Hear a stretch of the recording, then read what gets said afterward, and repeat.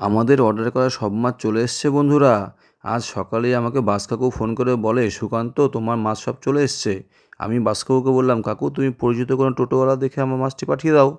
তারপর কাকু একটি টোটোওয়ালাকে দিয়ে সেই মাছগুলি আমাকে পাঠিয়ে দিল। আমি সেই দাদাকে সঙ্গে নিয়ে এই প্যাকেটটি ভিতরে নিয়ে আসলাম। প্যাকেটটি যথেষ্ট ভারী ছিল, একার পক্ষে টানাতে সম্ভব নয়, আর তার প্যাকেজিংও ছিল সত্যিই খুবই ভালো। প্যাকেটটি শুধু হাত দিয়ে ছেড়ে যাবে না, তাই একটি ধারালো অস্ত্র বা চাকুর দ্বারাই আমি সেই প্যাকেটটি খুলে দেখলাম তার মধ্যে সব মাছের প্যাকিংগুলি। তার মধ্যে কিছু গাছও ছিল, সেই গাছগুলি কী কী ছিল তা তোমাদের পরবর্তীতে জানাচ্ছি। আমরা প্যাকেট খুলে নিয়ে প্রথমেই সেই প্যাকেটগুলিকে জলের মধ্যে অ্যাডজাস্টমেন্টের জন্য ছেড়ে দেবো, কারণ অ্যাডজাস্টমেন্ট ঠিকঠাক না হলে মাছ কিন্তু স্ট্রোক করে মারা যেতে পারে। বন্ধুরা, আমি সুকান্ত সূত্রধর টুসু। তোমরা অনেকেই আমাকে জিজ্ঞেস করেছো আমার বাড়ি কোথায়। আমার বাড়ি ভারতবর্ষের অন্তর্গত পশ্চিমবঙ্গ রাজ্যের উত্তর দিনাজপুর জেলার রায়গঞ্জে।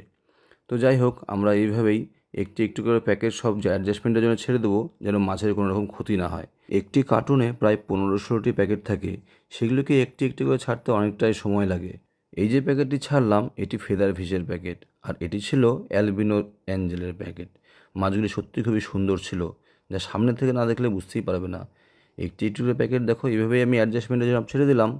বেশ কিছুক্ষণ সময় লাগে অ্যাডজাস্টমেন্ট করাতে, আর আমি সেই সময়টা নষ্ট না করে আমি একটি পরিশোধিত জল তৈরি করি, সেটা তোমরা সকলেই জানো।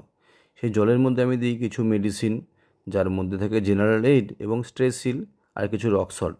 কারণ মাছগুলি তো অনেক দূর থেকেই আসে জার্নি করে, তাদের যেন কোনো রকম ক্ষতি না হয়। আর এই সেই প্যাকেটবন্দি মাছগুলোকে আমি বের করে নিয়ে সেগুলিকে সেই পরিশোধিত জলে ধুয়ে নিয়েই আমি তারপর জারের মধ্যে ছাড়ি। এটা একান্তই আমার ব্যক্তিগত অভিজ্ঞতা বা আমার মতামত বলতে পারো। কে কীভাবে মাছ ছাড়ে তা আমার জানার দরকার নেই, বা আমি শুনতেও চাই না। এটা আমার মনে হয় এতে মাছগুলো ভালো থাকবে, তাই আমি এভাবেই ছাড়ি। দেখো নাইফ ফিশগুলি, এগুলোকে কিন্তু অনেকে আমাকে এসে বলে ফলি মাছ, দাদা তুমি ফলি মাছ কোত্থেকে নিয়ে এসছো, এটা তো চিতল মাছের বাচ্চা, এরকম অনেকে বলে থাকে। তো যাই হোক, তোমরা নাইফ ফিশ কে কে জানো তা অবশ্যই কমেন্ট বক্সে জানিও। আর এই দেখো, এগুলো হচ্ছে ফেদার মাছ, তোমরা তো জানোই। আর এই অস্কারগুলি সত্যি, এটা ছিল সত্যি খুবই অসাধারণ। অ্যালবিনো অস্কার, সাদার উপরে লাল ঠিক বলা যাবে না, কমলা কমলা স্পট, খুবই সত্যি সুন্দর ছিল মাছটা। এই সব মাছগুলি ছাড়াও আরও অনন্য অনেক মাছ ছিল, সেগুলোকে একটি একটি করে ছাড়তে বেশ সময় লেগে যায়। দেখো দেখো, অ্যালবিনো অস্কারটা কত সুন্দর, তার সঙ্গে কিন্তু প্যারোটও ছিল। এগুলি ছিল ডলার মাছ, আর ছিল বেশ কিছু ম্যাঙ্গো অস্কার, একদম সত্যি আমের মতন তাদের কালার। মাছগুলি ছিল আমার খুবই পছন্দের। আজকে যেসব মাছগুলি এসেছিলো তার মধ্যে তো অধিকাংশ মাছ তোমাদের দেখানোই হয়েছে। সেই সব মাছগুলি এভাবে ছেড়ে দিয়ে অ্যাকোরিয়ামগুলি দেখো কত সুন্দর লাগছিলো দেখতে। আর তার মধ্যে ছিল এই সব প্ল্যান্টগুলি, এগুলির নাম জেনে থাকলে তোমরা অবশ্যই জানিও। আজকের মাছগুলির মধ্যে ছিল নাইফ ফিশ, ফেদার ফিশ, তারপর ছিল কিছু অস্কার।